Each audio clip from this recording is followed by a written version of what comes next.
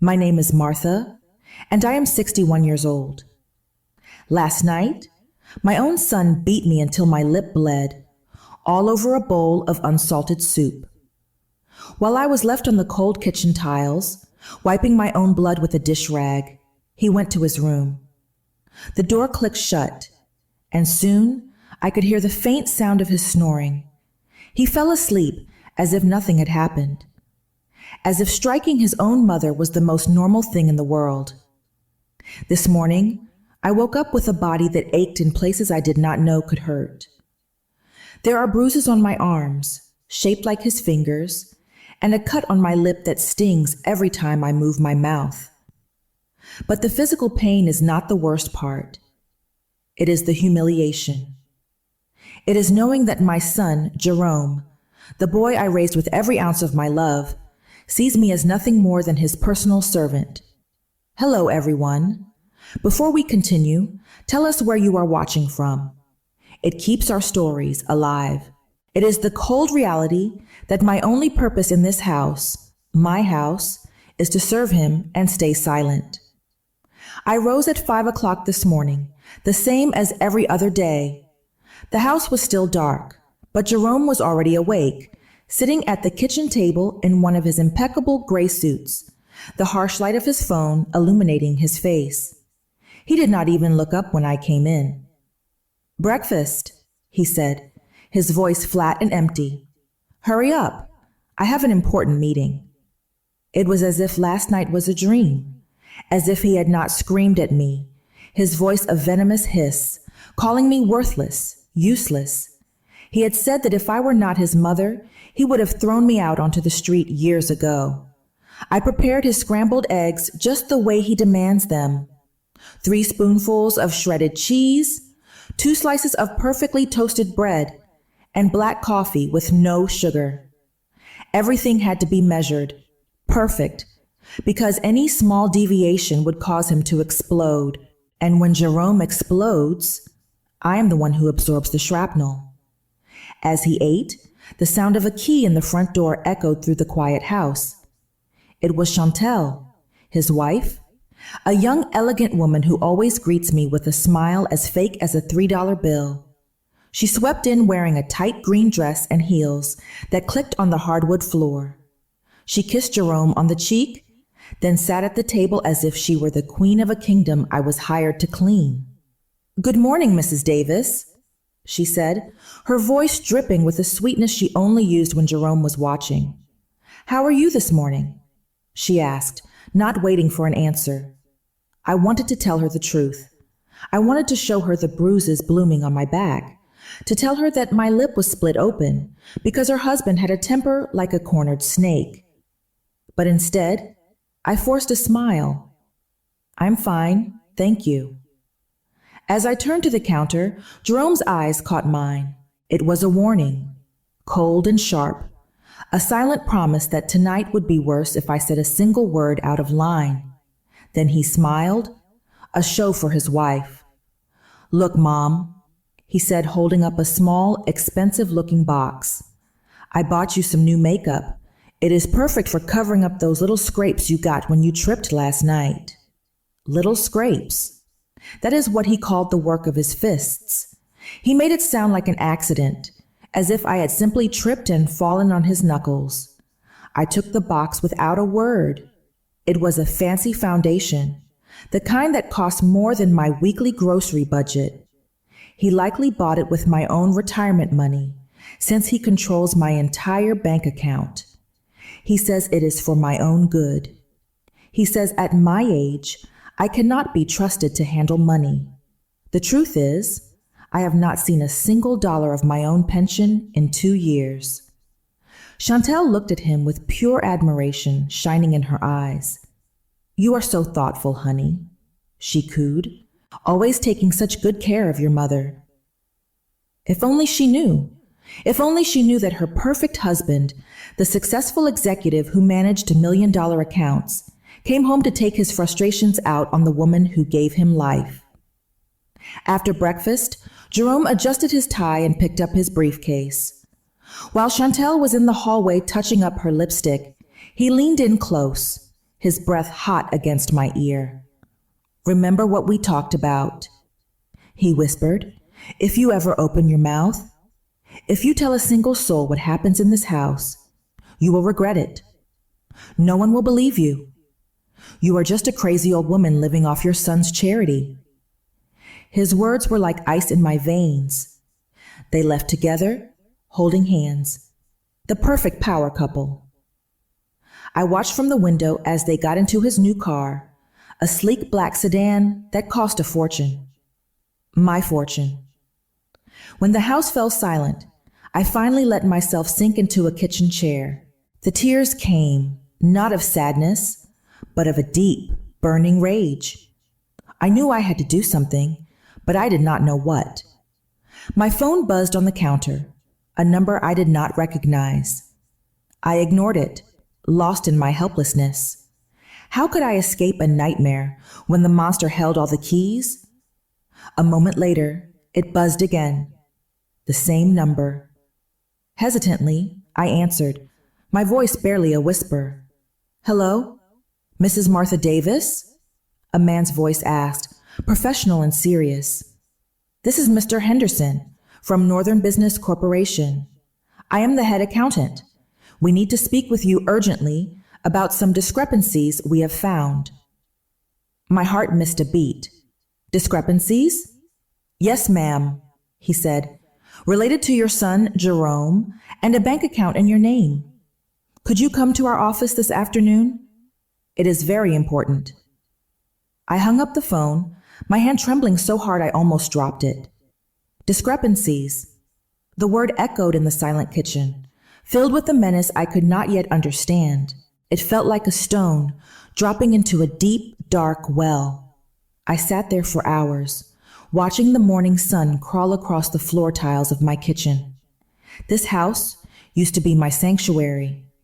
I bought it 30 years ago, here in this quiet suburb of Atlanta, with money I saved from 40 years of dedicated work. I was an executive secretary at a prestigious law firm, Sullivan and Associates.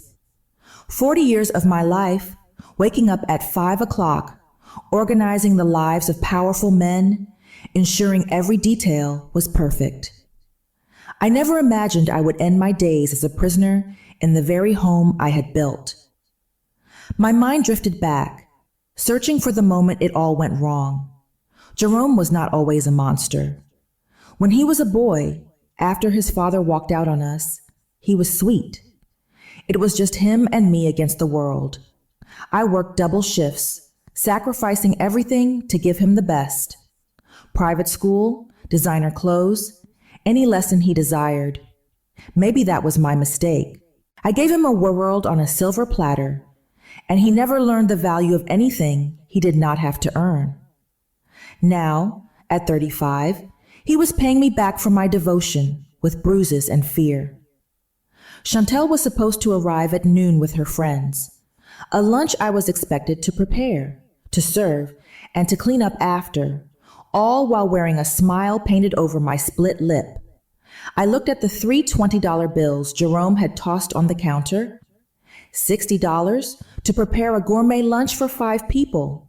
It was an insult, a demonstration of his power.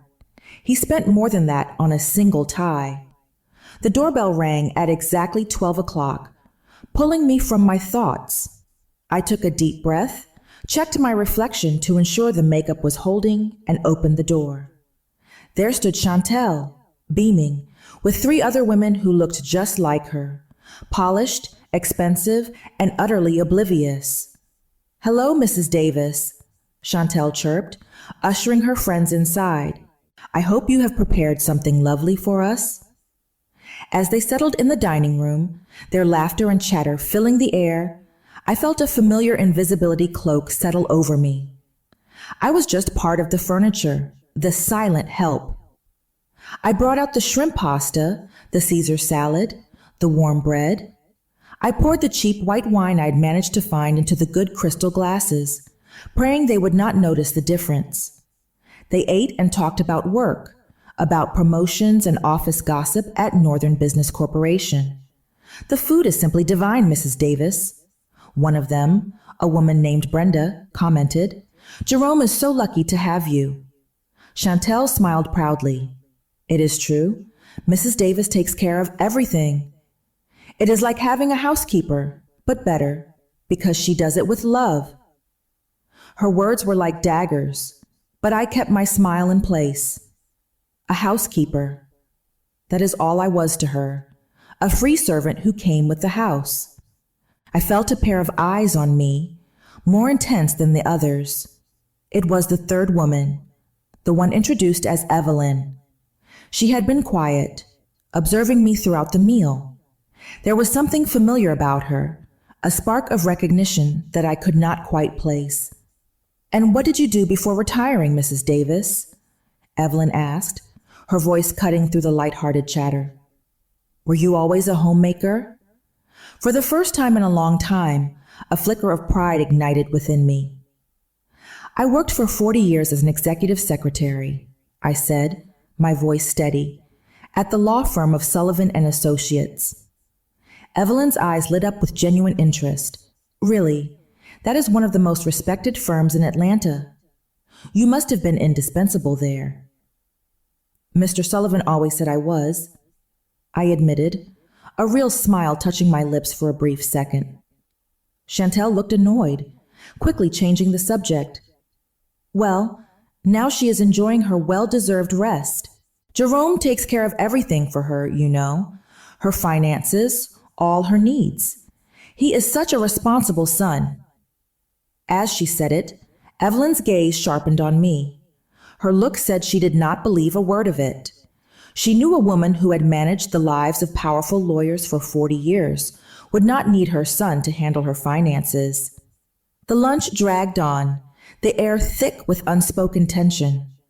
I knew Evelyn was watching me, her intelligent eyes missing nothing. The carefully constructed facade of our perfect family was beginning to crack. And as the cracks appeared, the menacing words of the accountant, Mr. Henderson, echoed in my mind. Discrepancies. It is very important. The stone he had dropped was sending ripples through my life, and I had a feeling the perfect storm was about to break. As I was clearing the dessert plates, Evelyn followed me into the kitchen. The swinging door closed behind her, cutting off the chatter from the dining room and wrapping us in a sudden, heavy silence. "Do you need a hand with that?" she asked, but her eyes were not on the dishes. They were on me, searching my face. "No, thank you. Everything is under control," I replied, my voice tight as I avoided her gaze. "Martha," she said, her voice dropping to a whisper. My head snapped up. No one had called me by my first name in this house for years. It was always Mom or Mrs. Davis. And in that instant, I recognized her. It was my sister, Denise, my younger sister, whom I had not seen in over 20 years. She had moved to Europe when Jerome was just a boy, and they had never really known each other. She had changed her hair, lost some weight, but those were her eyes. My eyes. "Denise?" I whispered, my heart constricting in my chest. "Yes," she said softly. I tracked down Chantel at her exclusive yoga studio and befriended her just to get inside this house. "I heard you were in trouble. I came back as soon as I could. Are you all right? You do not look well." All the defenses I had built crumbled in that moment. I wanted to fall into her arms, to tell her everything, to confess the living nightmare my life had become. But just as I opened my mouth, I heard the sound of Jerome's keys in the front door. He was home early. Panic seized me. "Everything is fine, Evelyn," I said quickly, reverting to her public name. "I'm just a little tired." Jerome strode into the dining room, his perfect public smile already in place. He greeted the women with practiced charm, kissing Chantel on the cheek before his eyes landed on me in the kitchen doorway. He gave a slight nod of approval. The lunch had gone well. I had performed my duties. "How are the most beautiful ladies doing?" he said, his voice booming with false charisma. He looked around the table. "I trust my mother looked after you well." Excellently, Brenda replied. Your mother is a true treasure. Jerome walked over and put a hand on my shoulder. I flinched instinctively, a reaction born of years of anticipating a blow. He felt it, and his fingers tightened, digging into the muscle, a silent, painful warning. She is the best mother in the world, he said to the room, but his eyes were locked on mine, cold and hard, always sacrificing for her family. The story of how he came to be here, in my house, flashed through my mind. It started 3 years ago. He showed up at my door one night, a single suitcase in his hand, wearing the same lost boy expression that had always melted my heart. He told me his divorce had left him bankrupt, that his first wife had taken everything. He just needed a place to stay for a little while, he had said, just until he got back on his feet. Like a fool, I opened my door and my heart. The first few months were fine. Then came the small criticisms about my cooking, my cleaning, my clothes. Then he offered to help with my finances, to protect me from scams. I gave him access to my bank account. Within 6 months, he had complete control. My monthly pension of $1,200 went directly into an account he managed. He gave me a $20 weekly allowance. When Chantel entered the picture, things escalated. I went from being a mother to being the unpaid help in my own gilded cage. The women finally started to say their goodbyes. Denise was the last to leave. As she passed me, she squeezed my hand tightly. It was a pleasure to meet you, Mrs. Davis, she said loudly for Jerome to hear. Then she whispered so only I could hear, I will call you. The moment the door closed, Jerome's mask fell away. You did well, he said, his voice flat. For once, you did not embarrass me. It was not a compliment. It was a confirmation that the servant had performed her duties satisfactorily. As I began clearing the table, he stopped on his way to the bedroom. By the way, he said casually, the technician is coming tomorrow to check your computer. You have been looking at some strange websites lately. My blood turned to ice. He knew. He knew I'd been searching for a way out. He was tightening the noose, cutting off every possible escape route. The house suddenly felt smaller, the walls closing in, trapped. I was utterly and completely trapped. The rest of the day passed in a blur of silent dread. I scrubbed the dishes until my knuckles were raw, the repetitive motion a poor distraction from the panic clawing at my throat. Jerome's threat about the computer technician was a masterstroke of cruelty, a reminder that he saw everything, controlled everything. He was in his room for hours, taking work calls. His voice, calm and professional as he discussed million-dollar deals, drifted down the hallway. It was jarring to hear that man, the respected executive, and know the monster that lurked just beneath the surface. Later that afternoon, I took the trash out to the curb. The air in Atlanta was thick and humid, heavy with the promise of a summer storm. As I rolled the empty bin back toward the house, I saw my neighbor, Mildred, tending to her rose bushes. She was a kind widow in her 60s, with a warm smile and eyes that held a deep well of empathy.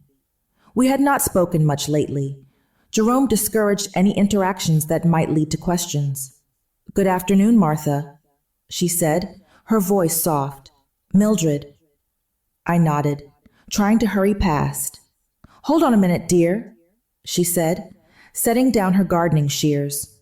She walked over to the fence that separated our properties. I just wanted to see how you were doing. I've not seen you out in the yard much. Oh, you know, I mumbled, keeping my head down. Just busy with things around the house. She looked at me intently, her gaze gentle but firm. I saw your guests earlier, your daughter-in-law and her friends. She paused. And I saw you when they left. You looked troubled. My heart hammered against my ribs. I'm just tired. It was a long day. Mildred reached over the fence and gently touched my arm. I flinched, and her eyes widened as her fingers brushed against the edge of a bruise peeking out from my sleeve. "Martha," she said, her voice barely a whisper, "that makeup you are wearing, it does not quite cover the cut on your lip." Tears pricked my eyes. To be seen, truly seen, after years of being invisible, was overwhelming.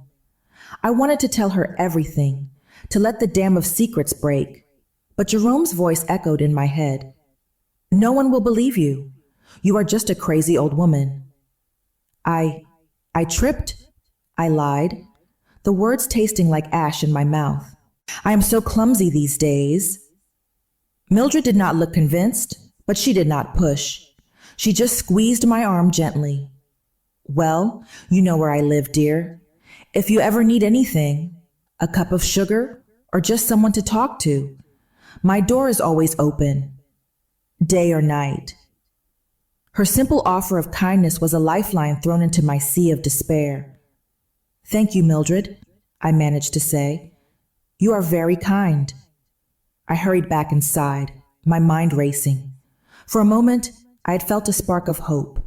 Mildred's concern, Denise's whispered promise to call, the accountant's mysterious request for a meeting. They were small cracks of light in my suffocating darkness. But as I closed the door behind me, the silence of the house pressed in again.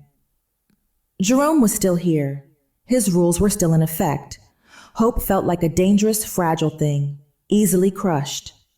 That evening, as I prepared a simple dinner, my phone buzzed. It was a text from an unknown number. My hands shook as I opened it. "It is Denise. Do not answer if he is there. Just text me yes or no. Are you in trouble?"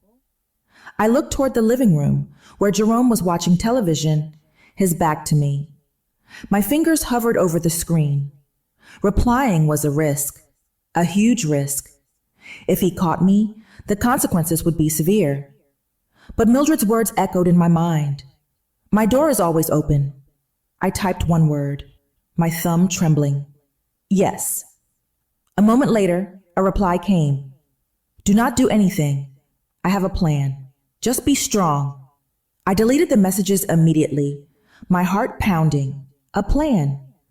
For the first time in 3 long years, I was not entirely alone. The thought was terrifying, but it was also electrifying. Maybe, just maybe, escape was possible. The next morning, the air in the house was thick with a tense, artificial calm. Jerome was polite, almost charming, which was always more terrifying than his anger. It meant he was plotting something. "Good morning, Mom," he said, smiling as I placed his breakfast on the table. "Sleep well?" "Yes, thank you," I lied, my nerves stretched taut. He took a bite of his eggs. "So about that computer technician," he began, his tone casual.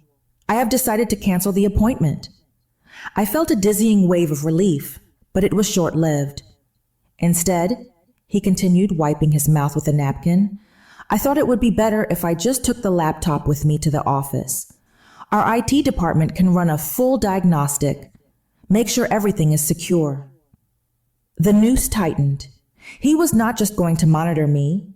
He was going to take away my only potential link to the outside world. The text from Denise, the number from Mr. Henderson, all my fragile hopes were tied to that machine.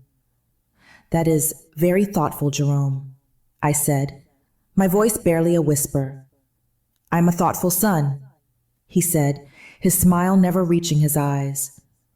"I just want what is best for you, to protect you from all the bad things in the world." His meaning was clear. He was the only world I was allowed to have. He finished his breakfast in silence, then stood up, grabbing the laptop from the small desk in the corner of the kitchen. He tucked it into his briefcase with his work files.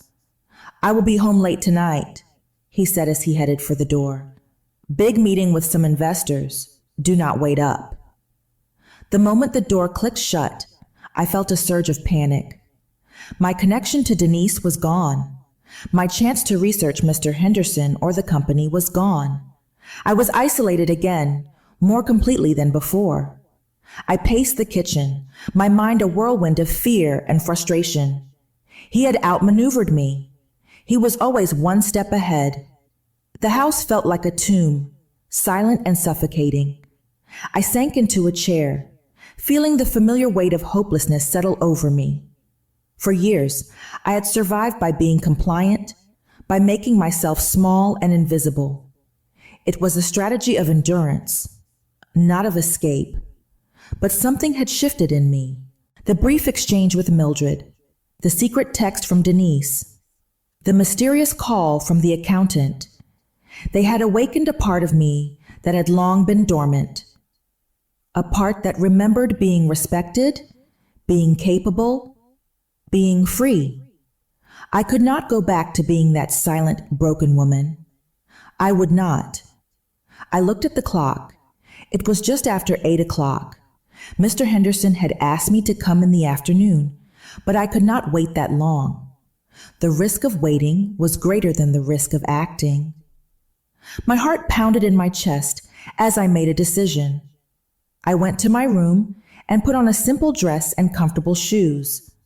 I found my old purse at the back of the closet, the one I had not used since Jerome took over my finances. Inside, I found a forgotten emergency $20 bill and an old transit card. I prayed there was still a balance on it as I ran out the door. It was not much, but it was enough. I scribbled a quick note and left it on the kitchen counter. Feeling unwell? Went for a walk to get some air. It was a flimsy excuse, but it was the best I could do. As I walked out the front door, the morning sun felt warm on my face. Every step away from the house felt like an act of rebellion. I was terrified, my entire body trembling, but I kept walking. I did not know what Mr. Henderson would tell me. I did not know if Denise's plan would work. I did not know what would happen when Jerome came home and found me gone. All I knew was that I was walking towards a flicker of light and away from the suffocating darkness that had been my life. For the first time in years, I was choosing my own direction. The bus ride into downtown Atlanta felt like a journey to another planet. I had not been on public transit in years. The city I once knew so well felt alien and overwhelming. The faces of the other passengers were a blur, each person wrapped up in their own world. I clutched my old purse, the cracked leather a comforting weight in my lap.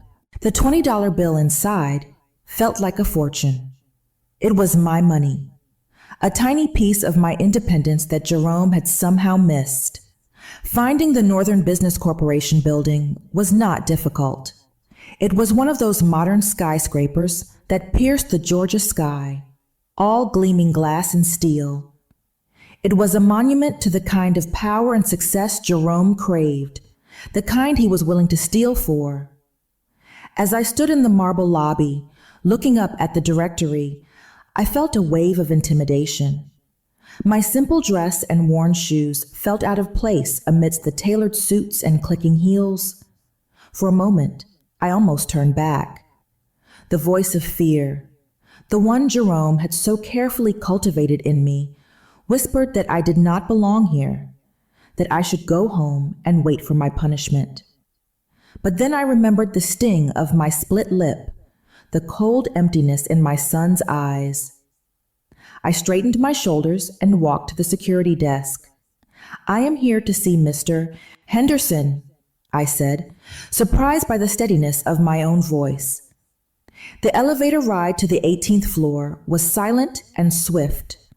My stomach churned with a mixture of terror and anticipation. I was walking into the lion's den, willingly. This was Jerome's territory, his kingdom. The receptionist on the executive floor was a young woman with a polite, professional smile. She directed me to a waiting area with plush leather chairs and a commanding view of the city. I sat on the edge of a seat, my hands folded neatly in my lap, feeling like a schoolgirl waiting outside the principal's office. Minutes later, a man in his 50s with kind eyes and a formal suit appeared in a doorway. "Mrs. Davis? I am Adrian Henderson." Thank you for coming." He led me into his office. It was large and organized, with neat stacks of files and ledgers lining the shelves. He closed the door behind us, a soft click that seemed to seal my fate. "Please, have a seat," he said, gesturing to a chair opposite his large oak desk. "Can I get you some water?" "No, thank you," I said, my throat too tight to swallow. He sat down and opened a thick folder that was sitting on his desk.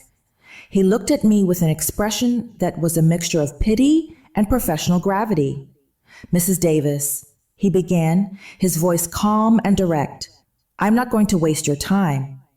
We have been conducting an internal audit for the past few weeks. We discovered some irregularities in the accounts managed by your son, Jerome." I nodded, my heart beginning to pound a frantic rhythm against my ribs. "Specifically," he continued, "we have traced a series of unauthorized fund transfers. Money was being moved from company project accounts into a personal account belonging to your son." He paused, letting the weight of his words sink in. "And from there, the money was immediately transferred again to a savings account that is in your name." I stared at him, my mind struggling to process the information. My account? I do not understand." "That is what we suspected," Mr. Henderson said gently. "Your son has been using your bank account to launder money he has been embezzling from this company." He turned the folder around and pushed it across the desk towards me. It was open to a bank statement. My bank statement. I saw the familiar header with my name and address, but beneath it were figures I had never seen. Deposits and withdrawals for thousands of dollars, a series of transactions, a complex dance of money moving in and out, all happening without my knowledge. I felt a cold dread wash over me. This was the discrepancy. This was the secret Jerome had been hiding. It was not just my pension he had stolen. He had used me, turned me into a criminal without me even knowing. "How much?" I whispered, my voice hoarse. "How much money?" Mr. Henderson looked me straight in the eye. His expression was grim.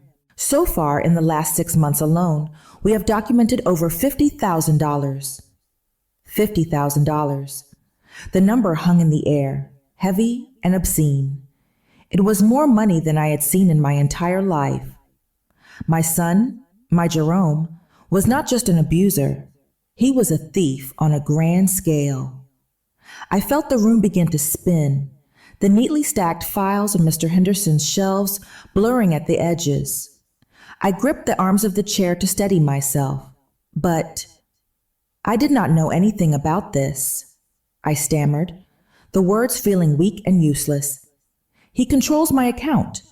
I have not seen a statement in years." "We know, Mrs. Davis," Mr. Henderson said, his voice softening with sympathy. "We did a preliminary check. The IP address for all the online transfers from your account traces back to one source, your son's computer here at the office." He leaned forward, his expression serious. "That is why I called you in before taking this to the authorities. We understand that you are a victim in this as well." A victim? The word struck me with the force of a physical blow. For years, I had been a victim in the privacy of my own home. Now, my victimization had a public name, documented in the cold, hard numbers of a corporate audit. What does this mean?" I asked, my mind struggling to grasp the implications. "What happens now?" "It means the company has to take legal action," he explained. "Embezzlement of this magnitude is a serious crime. We will be firing your son, of course, and we will be pressing charges." He slid a single sheet of paper across the desk. "But to protect you, we need your cooperation. We need you to file a formal complaint with the police for the fraudulent use of your bank account. It is the only way to officially separate your name from his crimes." I looked down at the paper. It was a blank police report form. It was a declaration of war, To sign it would be to cross a line from which there was no return. It would mean turning my own son over to the law, the boy I had raised, the child whose scraped knees I had bandaged, the teenager whose heartbreaks I had mended. Could I do it? Could I send him to prison? Then I thought of the unsalted soup, the slap that had split my lip, the cold, calculating way he had threatened me that very morning. The sweet, affectionate boy I remembered was gone, replaced by a monster who wore his face. This was not just about the money anymore. It was about the years of fear, the constant humiliation, the slow, methodical erosion of my spirit. It was about reclaiming the life he had stolen from me, piece by piece. Mrs. Davis, Mr. Henderson's voice broke through my thoughts. I know this is a lot to ask. I looked up from the form, a new kind of resolve hardening within me. The fear was still there, a cold knot in the pit of my stomach. But for the first time, it was overshadowed by something else, a burning, righteous anger. He had used me. He had used my love, my trust, and my name to fuel his greed. He had turned me into his shield, his accomplice. He had counted on my silence, on my fear, on my maternal instinct to protect him no matter the cost. He had miscalculated. "Where do I sign?" I asked, my voice clear and steady. Mr. Henderson looked at me, a flicker of admiration in his eyes. He handed me a pen. The folder he had shown me, filled with bank statements and transfer logs, sat on the desk between us. It was no longer just a collection of documents. It was a weapon, and for the first time in a very long time, I was the one holding it. I left that office in a daze, clutching the evidence in my purse. As I stepped out of the building and into the bright Atlanta afternoon, I saw Jerome across the street. He was standing with some colleagues, laughing, his head thrown back in carefree amusement. He had no idea that the world he had so carefully constructed was about to come crashing down around him. He had no idea that his silent, broken mother had just found her voice. The bus ride home was the opposite of the journey into the city. I was no longer a frightened woman fleeing her cage. I was a soldier returning to the battlefield, armed with undeniable truth. The folder in my purse felt heavy, a tangible weight of evidence and resolve. The fear had not vanished completely. It was a low thrum beneath the surface, a constant reminder of what Jerome was capable of. But the anger was stronger. The cold, clear certainty of what I had to do burned brighter than any fear. When I walked through the front door, the house was quiet. It was late afternoon, and Jerome was not home yet. The note I had left was still on the kitchen counter, untouched. A wave of relief washed over me. I had time to think, to prepare. I went to my room and carefully hid the folder from Mr. C. Henderson deep in my closet, tucked away inside an old shoebox filled with faded photographs. It was my secret weapon, and I needed to keep it safe until the right moment. I spent the next hour just sitting in the quiet living room, gathering my strength. The setting sun cast long shadows across the floor. This was my house. I had paid for it with 4 decades of honest work. I would not be driven from it by a thief, even if he was my own son. When I heard his car pull into the driveway, my heart leapt into my throat. The soldier in me faltered, and the victim trembled. I took a deep, steadying breath. "You are not afraid anymore," I told myself, repeating the words like a mantra. Jerome came in, tossing his keys onto the hall table with a clatter. He saw me sitting there, and his brow furrowed. "Where have you been?" he asked, his voice sharp with accusation. "I saw your note. Went for a walk? For 6 hours?" For the first time in years, I met his gaze without flinching. "I was at your office, Jerome." His expression froze. The mask of control cracked, and for a fleeting second, I saw a flicker of pure panic in his eyes. "What are you talking about?" he said, his voice a low growl. I spoke with Mr. Henderson, I continued, my voice gaining strength, the head accountant. We had a very interesting conversation about my bank account. He took a slow step towards me, his body language shifting from surprise to menace. He was a predator stalking his prey. I do not know what lies that old man has been telling you, but you had better. $50,000, Jerome. I cut him off. The number, my weapon, was now deployed. $50,000 you stole from your company. $50,000 you funneled through my account. He stopped. The color drained from his face. The truth spoken aloud in the quiet of our home had hit its mark. You listen to me, you stupid old woman, he hissed, his voice a venomous whisper as he closed the distance between us. You have no idea what you are meddling in. That money is mine. You owe me for every single thing I have done for you. The roof over your head, the food you eat. With my own money, I shot back, rising from my chair to face him. My pension, my savings, the money I earned. He grabbed my arm, his fingers digging in like claws. You will keep your mouth shut, he snarled. Let go of me, I said, my voice dangerously calm. But this time, I did not just say it. I pulled my arm back with a strength I did not know I possessed. He was so stunned by my resistance that his grip loosened for a second. In 3 years of silent submission, I had never fought back. The shock on his face was satisfying. You are crazy, he said, but his voice lacked its usual conviction. No one will ever believe a word you say. Mr. Henderson believes me, I countered. The bank statements believe me. It is all documented, Jerome, every last transfer. His face hardened, the shock replaced by a cold reptilian fury. He knew he was caught. If you tell anyone, he threatened, his voice dropping low, I swear I will destroy you. This house is in my name too. I can throw you out in the street tomorrow. You will die alone like a dog. I almost laughed. His threats, once so powerful, now sounded like the desperate blustering of a cornered animal. I am not afraid of you anymore, Jerome, I said. And as the words left my mouth, I realized with a profound sense of shock that they were true.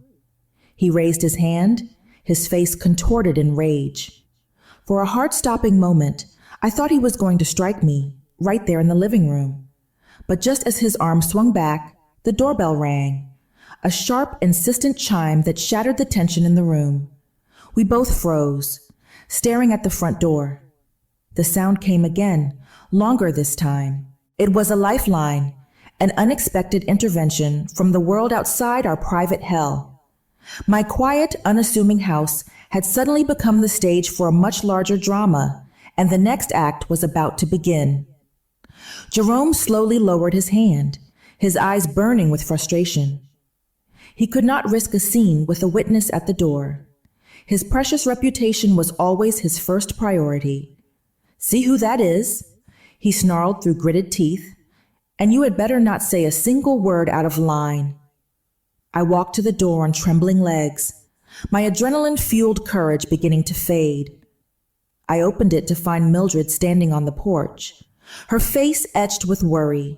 She was holding a casserole dish, a familiar offering of neighborly concern.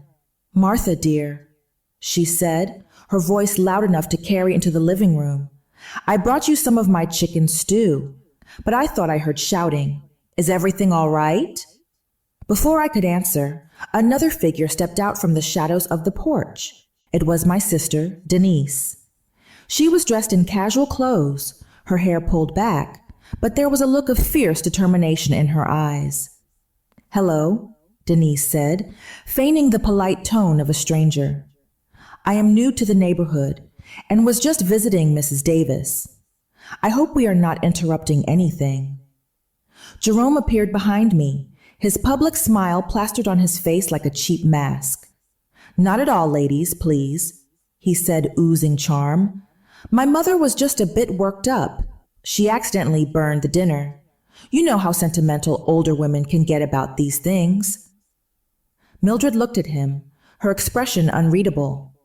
"Of course," she said, her tone flat. She handed me the warm dish. "Well, Martha, here is the food, and please remember what I said. If you need anything at all, I am right next door." Denise's eyes met mine over Mildred's shoulder. She gave a tiny, almost imperceptible nod. The message was clear. "We are here. We have got your back. Yes, Mrs. Davis," Denise added, her voice carrying a subtle emphasis.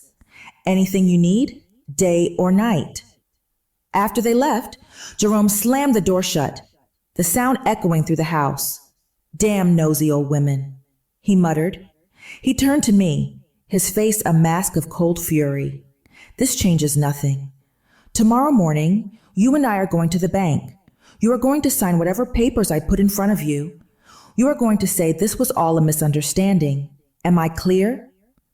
Something inside me, strengthened by the sight of my allies on the porch, refused to yield. "No," I said, the word quiet but firm. He looked at me as if I had spoken in a foreign language. "What did you just say?" I said no, I repeated, my voice stronger this time. "I will not sign anything. I will not be your accomplice. And I will not help you cover up your crimes." The rage in his eyes was terrifying, a raw, unfiltered malice I had never seen before. It was as if all his masks had finally burned away, revealing the true monster underneath. "Fine," he said, his voice deceptively calm. It was a calmness that chilled me more than his shouting ever could. "If that is how you want to play it, then we will play. But I am warning you, Mom. When I am finished with you, you are going to wish you had never been born." He turned and went to his room, locking the door behind him. I stood alone in the hallway, my body shaking, but my spirit resolute. The battle lines had been drawn. That night, I could not sleep. I could hear Jerome on the phone in his room for hours, his voice a low, angry murmur. I did not know what he was planning, but I knew I had to be ready. Around 3 o'clock in the morning, I heard a faint noise from the backyard. I crept to the window and peered out into the darkness. I saw a shadow moving stealthily near the fence. It was Mildred. She was checking something in her rose bushes, angling a small black device toward my kitchen window. I realized I had left the window slightly ajar earlier to let in the breeze, a lucky mistake that would allow her to record sound. My heart swelled with a profound gratitude. My neighbor was not just offering stew. She had installed a camera. She was standing guard. For the first time since this nightmare began, I felt a sense of power. Jerome thought he had me isolated, trapped in his web of fear. He did not know about the secret alliance forming just beyond his walls. He did not know that the women he dismissed as nosy were about to become his worst nightmare. He thought this was a battle between the two of us. He was about to find out it was a war, and I was no longer fighting alone. The next day dawned gray and rainy, the Atlanta sky weeping in sympathy with the storm brewing inside my house. Jerome emerged from his room at 5 o'clock, already dressed in his finest black suit. He looked like a man preparing for war or a funeral. "Good morning, Mom," he said, his voice unnervingly sweet. "I hope you slept well." The sudden kindness was a blaring alarm. I knew my son. This performance was the prelude to his most devastating attack. I said nothing, just placed his coffee on the table. "I have been thinking all night," he said, sitting down, "and I have decided you are right. I have been too hard on you. You are my mother, and you deserve respect." His words were a carefully crafted poison, designed to disarm me. I could see the trap, but I did not know how to avoid it. "That is why," he continued, "we are going to the bank today to clear this all up. You are going to explain that you authorized all those transfers. You will tell them you knew exactly what was happening with your money. There it was, the demand wrapped in a pretty bow of false apology. "I am not going to do that, Jerome," I said, my voice shaking slightly. His smile vanished.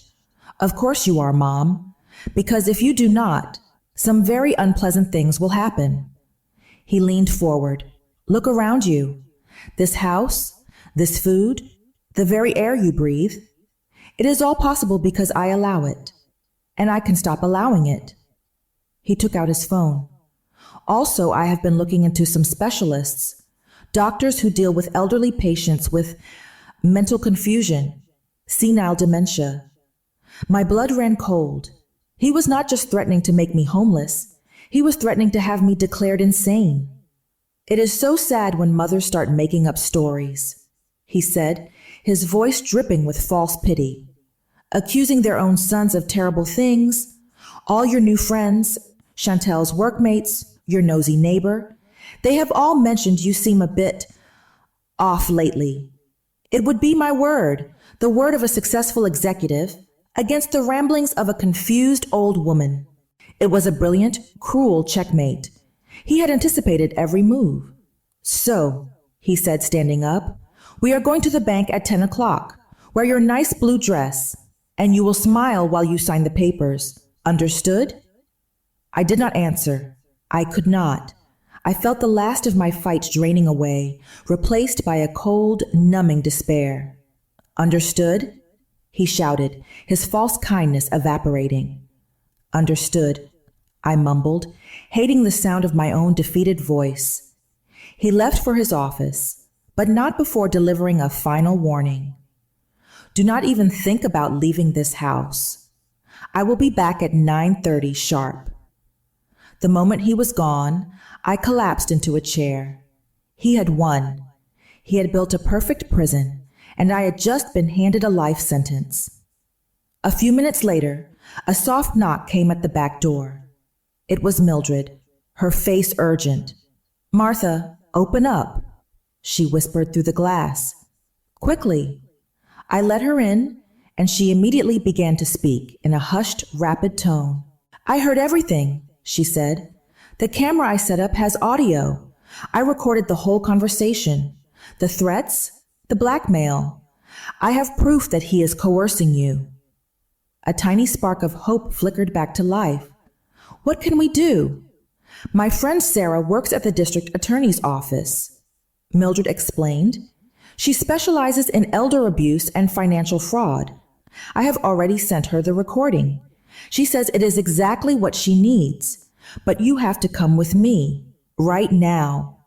"I cannot," I panicked. "Jerome will be back in an hour. If he finds out—" "Martha, listen to me," Mildred said, taking my hands in hers. "If you go to that bank, you become a criminal in the eyes of the law. You will be his willing accomplice. This is your only chance. Sarah is waiting for us." I looked at the clock. It was 8:30. I had 1 hour to decide the fate of the rest of my life. Stay and be a prisoner forever, or run and risk the full force of Jerome's wrath.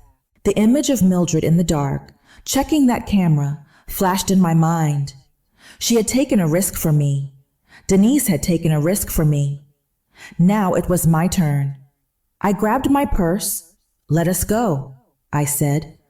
As we hurried to her car, I felt a new emotion bubbling up through the fear. Courage.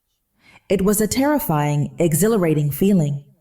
I was no longer just a pawn in Jerome's game. I was a player, and I was finally making my own move. The secret alliance was no longer hiding in the shadows. It was mobilizing for a counterattack. The district attorney's office was an imposing brick building downtown, filled with the serious, bustling energy of the law. Mildred led me through the corridors to a small, unassuming office where a woman with an intelligent gaze and a no-nonsense demeanor was waiting for us.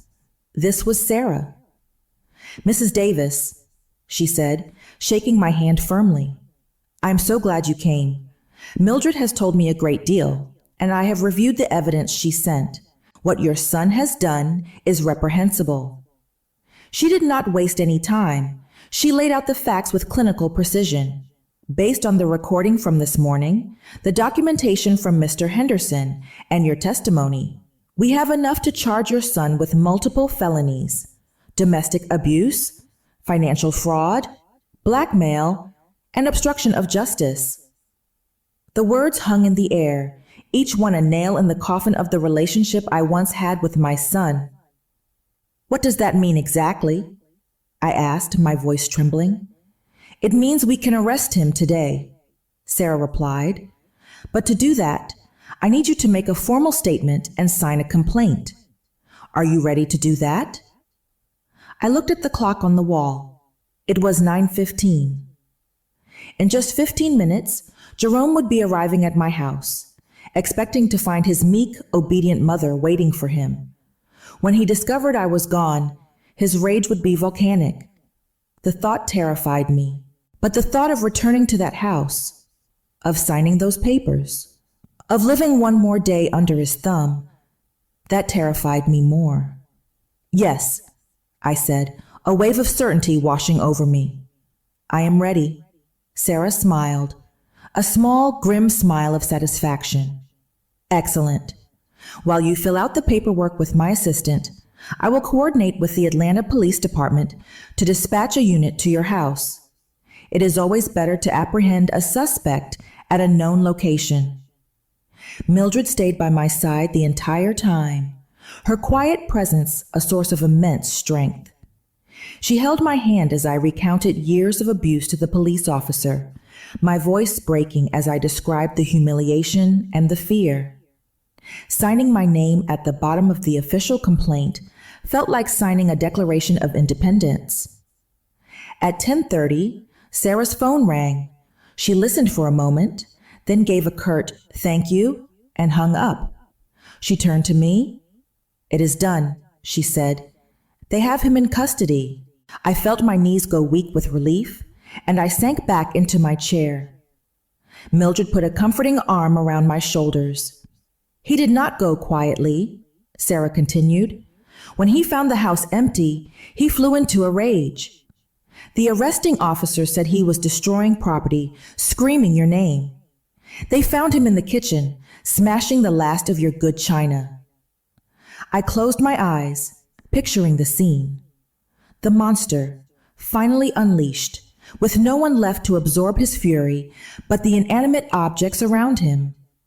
"The charges are serious," Sarah said. "Given his violent behavior during the arrest and the evidence of witness intimidation, it is highly unlikely he will be granted bail." 1,000-pound weight lifted from my shoulders. For the first time in 3 years, I knew, with absolute certainty, that I would sleep through the night without fear. I was safe. When we returned to my house that afternoon, it looked like a storm had passed through it. The living room was in shambles, the kitchen a sea of broken porcelain. Family photos had been torn from the walls and smashed on the floor. "My God," Mildred whispered, her hand flying to her mouth. Sarah, who had accompanied us, began taking photos with her phone. "This is good for our case," she said grimly. "It demonstrates a clear pattern of violent, uncontrollable rage. The judge will see exactly what kind of man he is." As we started the heartbreaking task of cleaning up the wreckage of my life, my phone began to ring. It was an unknown number. "Do not answer," Sarah advised. "It is a call from the county jail. Let it go to voicemail." A few minutes later, I checked the message. It was Jerome's voice, but it was a voice I had not heard in years. It was the voice of the scared little boy he once was, the voice he used only when he wanted to manipulate my heart. "Mom," he sobbed into the phone. "Mom, please, you have to get me out of here. It was all a misunderstanding. I never meant to hurt you. You know I love you. Please, Mom, do not let me rot in this place. I am your son, your only son." The message was a calculated performance, designed to tear at the strings of my maternal guilt. And a part of me, the mother who still mourned the boy he used to be, ached to hear his cries. But the woman he had abused knew better. Sarah was right. This was just another tactic in his abuser's playbook. Violence had failed, so now he would try pity. I deleted the message without a second thought. The takedown had begun, but I knew the war was far from over. The bail hearing took place a few days later in a small, sterile courtroom.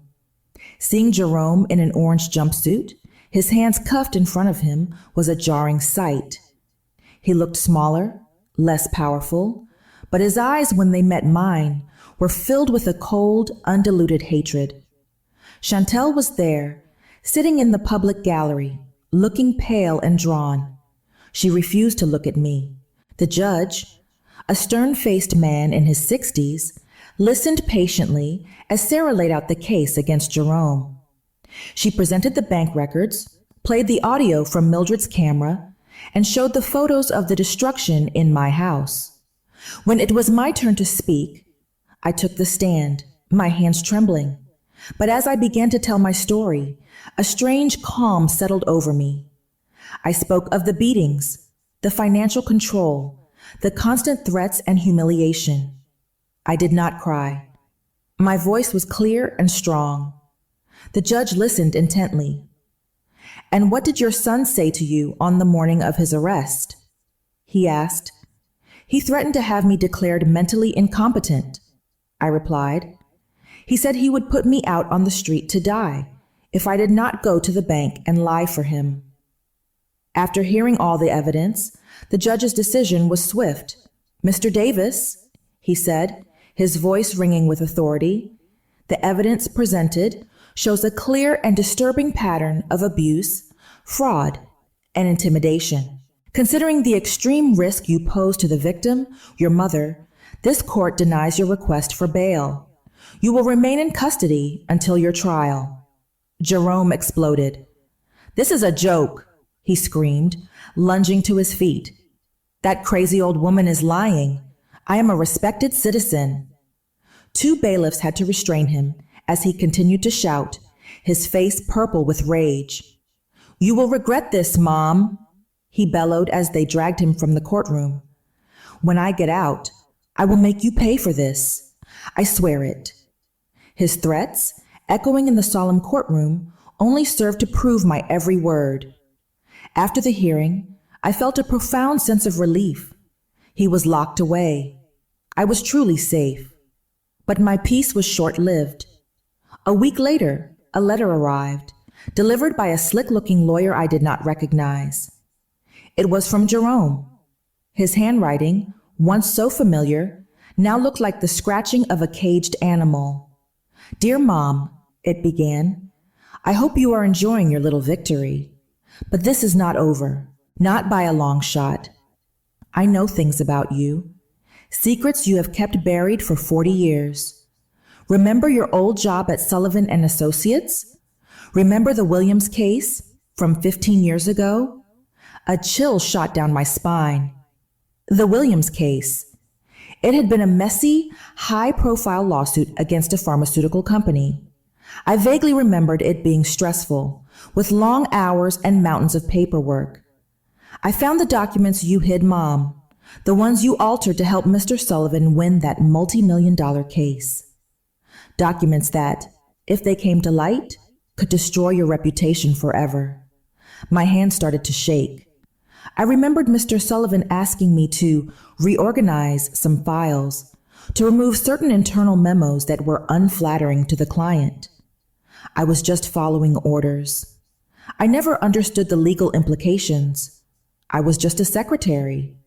"I have copies of everything," the letter continued, "and if you do not drop all charges against me, if you do not tell the district attorney it was all a big misunderstanding caused by your failing memory, then those copies will find their way to the press. Imagine the headlines, Mom. Grandmother secretary, arrested for covering up drug deaths." It was blackmail, pure and simple. From his jail cell, my son had found a new way to put me in a cage. He had found my oldest, most hidden secret, and was now pointing it at me like a loaded gun. I immediately called Sarah, my voice choked with panic. I read her the letter. There was a long silence on the other end of the line. "Martha," she finally said, her voice grave, "I need you to tell me the truth. Is any of this real?" I think so," I whispered, the sickening realization dawning on me. "I did what Mr. Sullivan told me to do. I did not know it was a crime." "Martha," Sarah said firmly, "technically, the statute of limitations for these charges has passed. He cannot put you in prison for this. It has been too long." I felt a wave of relief, but Sarah raised a hand. "But he is smart.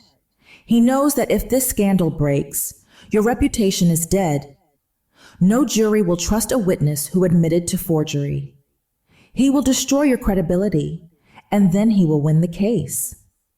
The relief I had felt just evaporated, replaced by a new, more insidious terror. I had escaped Jerome's physical prison, only to find myself trapped in a legal one of his making. He had me cornered. The following days were a living nightmare, a descent into a special kind of hell reserved for those cornered by their own past. Jerome had found my one vulnerability, a mistake made in good faith 15 years ago, and he was exploiting it with surgical precision. Sarah and her team worked tirelessly, digging into the archives of the Williams case. Meanwhile, I was a wreck. I stayed at Mildred's house, unable to face the emptiness of my own home. Every knock on the door sent a jolt of fear through me. I had escaped one prison, only to be tormented by the threat of another. It felt like Jerome was still in the house with me, his whispers of blackmail echoing in every quiet room. He had won. From his jail cell, he still controlled me. My brief taste of freedom felt like a cruel joke. A second letter arrived, even more vicious than the first. It came with photocopies of internal memos from the old law firm, documents showing my handwriting in the margins, dates that had been altered, notes about pages removed from files. The proof was undeniable. "I see you have not learned your lesson, Mom," the letter read. "Time is running out. This is my final offer. You will come to the jail alone. You will bring a signed confession stating that all your accusations against me were the result of your mental deterioration. If you do not, these photos go to the Atlanta Journal-Constitution. And that is not all. I also found your old journals, Mom." "Journals?" My heart stopped. "The ones where you meticulously listed every single cash gift you received from clients. Did you think I was stupid? I have photocopies of your own handwriting proving tax evasion." He was right. Over 40 years, clients had occasionally given me cash bonuses, $100 here, $200 there. I kept a personal ledger of everything, mostly out of habit. I never declared them. They felt like personal gifts. But he had twisted my naive record-keeping into another weapon. He had built a perfect trap. If I pursued the charges against him, he would ruin my name, painting me as a corrupt, dishonest woman. If I dropped the charges, he would walk free, free to continue his reign of terror, free to abuse me and steal from me until the day I died. I sat with Sarah in her office, the letters spread out on the desk between us. "What do I do?" I asked, my voice hollow with defeat. "There is no way out. He has thought of everything." Sarah was silent for a long time, her brow furrowed in concentration. She stared at the letters, at the evidence of Jerome's masterful manipulation. It seemed like we were at a dead end. My courage was gone, replaced by the cold, hard certainty of my own doom. "He is a brilliant monster. I will give him that," Sarah said finally, a grudging respect in her tone. "He is using your secrets, your shame to control you. His power comes from the fact that you are afraid of being exposed." "And I am," I admitted, my voice cracking. "I am terrified." "I know," she said softly. "But what if we took his power away?" I looked at her, confused. "How?" "There is a third option," Sarah said, her eyes gleaming with a sudden, audacious idea. A crazy one, an option he will never see coming. She leaned across the desk, her voice dropping to an intense whisper. We get ahead of him. We call a press conference. You stand up in front of the entire city and you tell them everything. You confess to your mistakes before he can use them as blackmail. I stared at her, horrified. Publicly? I cannot do that. I would be humiliated. It is a huge gamble, Sarah admitted. But think about it, Martha. If you expose your own secrets, they lose their power. His blackmail becomes worthless. You take his gun, unload it, and hand it to the world. It is the one move he would never expect from his timid, frightened mother. The idea was terrifying. It meant standing naked before the world, confessing my deepest shames. It meant facing public scorn. But it also meant freedom. True, absolute freedom from my son's control forever. It was the only path that led out of the darkness. The question was, after everything I had been through, did I have enough strength left to take it? The morning of the press conference, I woke with a strange sense of calm. The fear was still there, a knot in my stomach, but it was accompanied by a mental clarity I had not felt in years. I was about to walk through fire, but I knew, with absolute certainty, that it was my only path to salvation. Mildred helped me get ready, her steady presence a comfort. I chose a simple, dignified gray dress, the one I used to wear to important meetings at the firm. I was no longer a victim hiding in the shadows. I was a professional woman about to make the most important presentation of her life. Just before we left for the press conference, Sarah received an unexpected call. Martha, she said, her eyes wide with surprise. It is Mr. Thompson, Jerome's CEO from Northern Business Corporation. He wants to meet with you. Immediately. We met Mr. Thompson in Sarah's office. He was a distinguished man in his 50s, with graying temples and an air of authority. Mrs. Davis, he said, shaking my hand. First, I want to apologize on behalf of my company. If we had been more diligent, we might have caught your son's crimes sooner and spared you this ordeal. You could not have known, I said. Perhaps not, he replied, but since his arrest, our legal team has uncovered the true extent of his deceit. The theft did not start 6 months ago. It started over 2 years ago. In total, he embezzled over $130,000. I felt sick. I had been his unwitting accomplice for 2 full years. He also forged reports, manipulated contracts, and sold confidential company data to our competitors. Mr. Thompson continued. He was a cancer in our organization. He paused, looking at me directly. Which brings me to why I am here. During our investigation, we reviewed your work history. 40 years at Sullivan and Associates with an impeccable record. Mrs. Davis, we would like to offer you a role as an administrative consultant. I stared at him, speechless.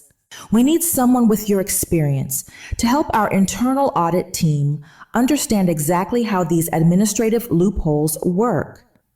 You would not need to come in every day. Just advise us on how to close the gaps your son exploited. He was not finished. Furthermore, in recognition of the damages you suffered as an indirect result of our company's security lapse, we are prepared to offer you a legal settlement of $50,000. I could not breathe. Just hours before I was set to publicly confess to my past and risk ruin, I was being offered dignity and security. There is one condition, Mr. Thompson said. We need you to testify at your son's trial. Your story is crucial to ensuring he is held accountable for everything he has done. Of course, I said without a moment's hesitation, I will do whatever it takes. At 2:00, I walked into a room filled with cameras and journalists. The bright lights were blinding. I sat at the table with Sarah by my side and took a deep breath. My name is Martha Davis, I began, my voice clear and steady. And for 3 years, I was a victim of domestic violence at the hands of my son, Jerome Davis. I told them everything: the abuse, the financial control, the theft. Then I took the ultimate leap of faith. My son is now attempting to blackmail me from his jail cell, I said, looking directly into the cameras. He is threatening to expose mistakes I made 15 years ago while working as a legal secretary. And he is right. I made those mistakes. I confessed everything: the altered documents in the Williams case, the cash tips I recorded in my journals but never declared. I held nothing back. I laid my shame bare for the world to see. I did not know at the time that my actions were illegal, I continued, but I know now, and I am here today to take away my son's power. I would rather face the judgment of my past than live one more day as a prisoner of his secrets. A stunned silence fell over the room. I want to send a message, I concluded, my voice ringing with newfound strength. To all the women living in fear: your secrets are the bars of your prison. Do not let your abusers use them to keep you locked away.